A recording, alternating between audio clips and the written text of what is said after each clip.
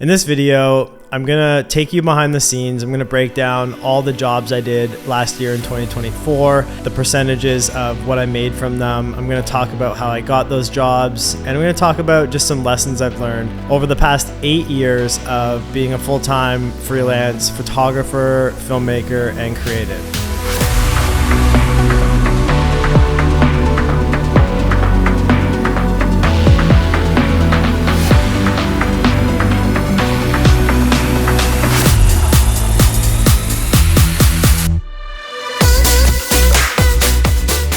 So yeah, I took down all of my sales and income from 2024 and broke it down into a couple of different categories here. I'll put them up on screen. So the first grouping is basically commercial and brand work. There was about maybe 6 or 7 companies over the course of last year that brought in over 50% of my income. So those are the bigger commercial jobs, whether it's photographing or directing. The next sort of chunk of pie here in the creative pizza pie world is retainers. And so I had 2 main clients this year. Over the past couple of years, they've sort of revolved and I've had clients coming in and out, but I had 2 the past year that made up for about 25% of my total income.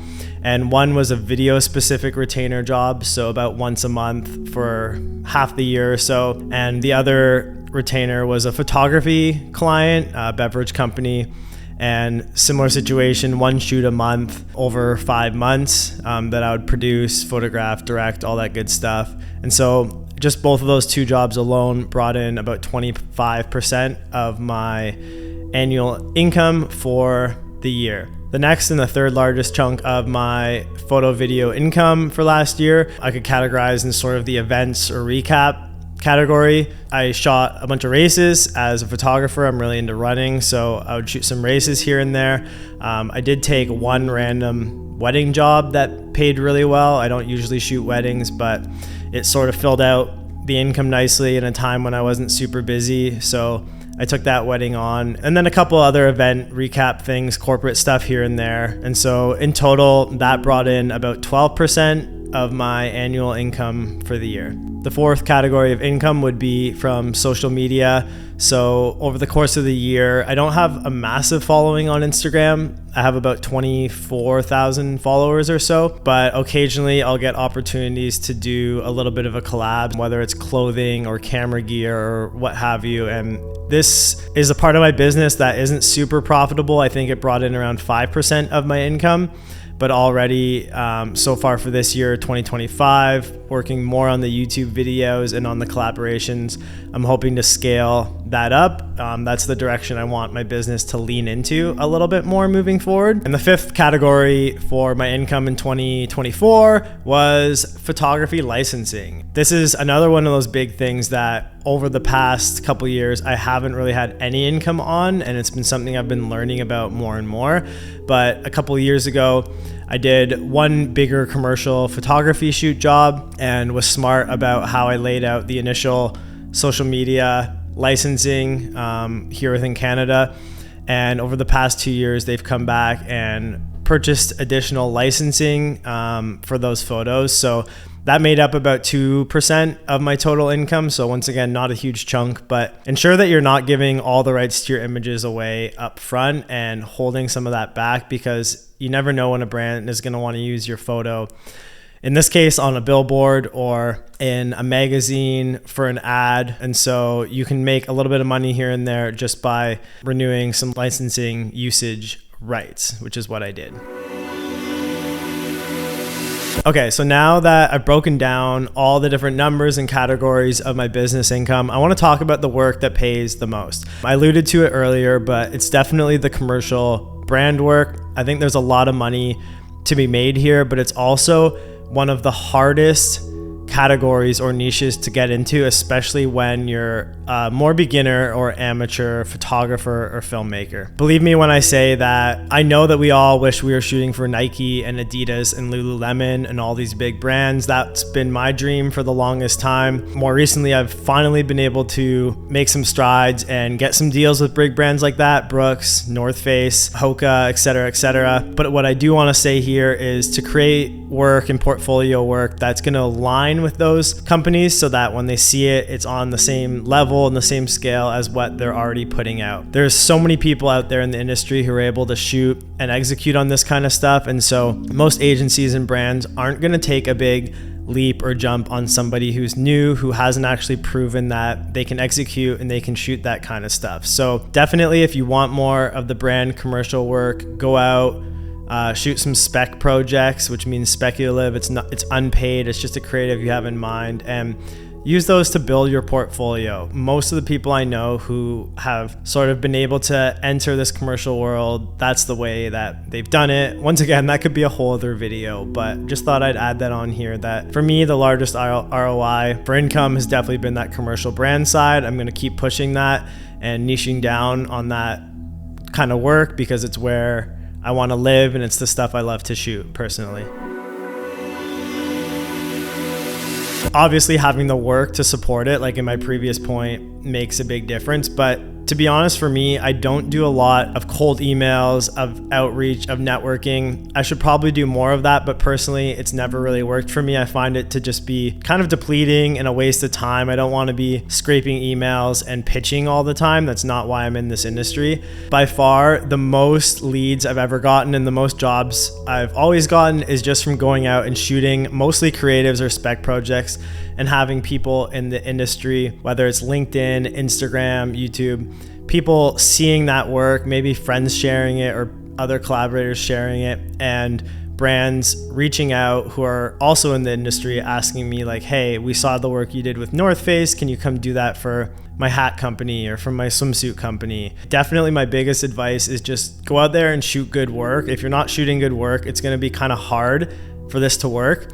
But if you believe that you're creating unique and super cool, high quality visuals and you're putting it out there, I can almost guarantee you it's going to attract people, high paying clients to want to hire you to do that for them.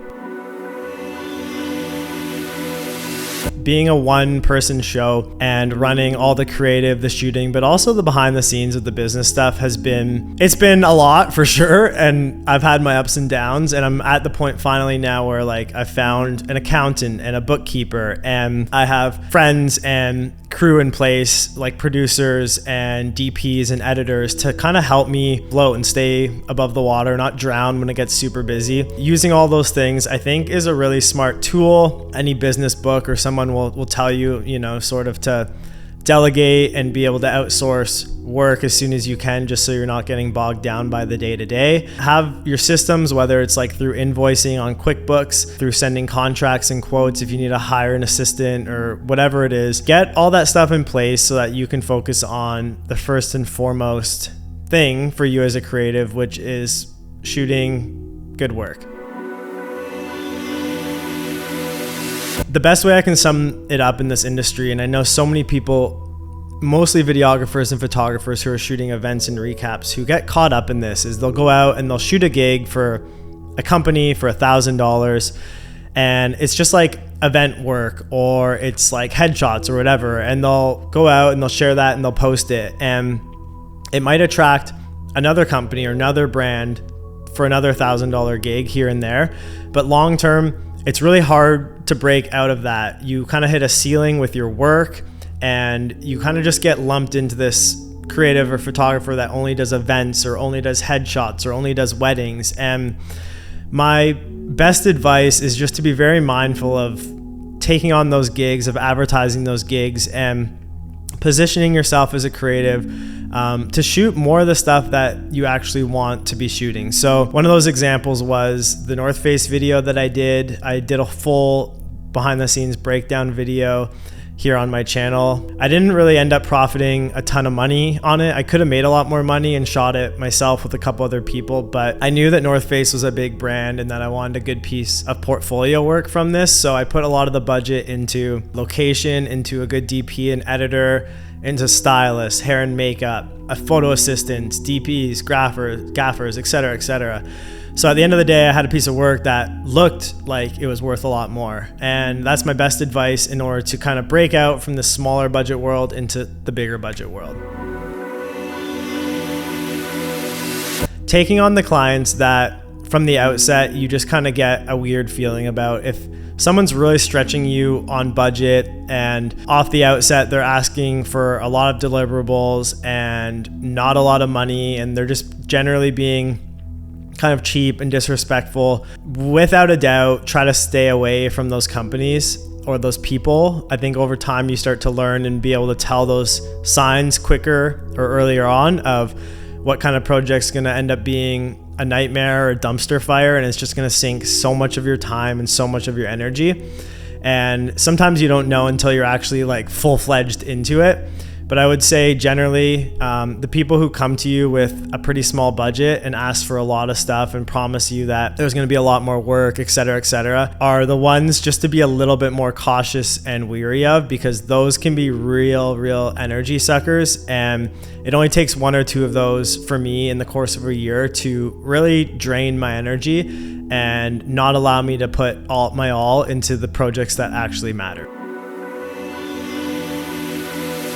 I would go out and I would shoot spec work very strategically for the types of brands and the niche and genre that I'd want to be hired in. So in my case, I shoot mainly outdoors and running adventure work. And so I would pick 3 running brands off the hop. Let's say Satisfy Running, Arc'teryx, Hoka, and I would create a creative based on those. I'd go out, photograph it, videograph it, get anyone involved who'd be down to also work on it. Just try to create the best work possible, and then I'd go out and I would share it, and I would just repeat that over and over and over again. That's still what I'm doing right now. Trust me, it works.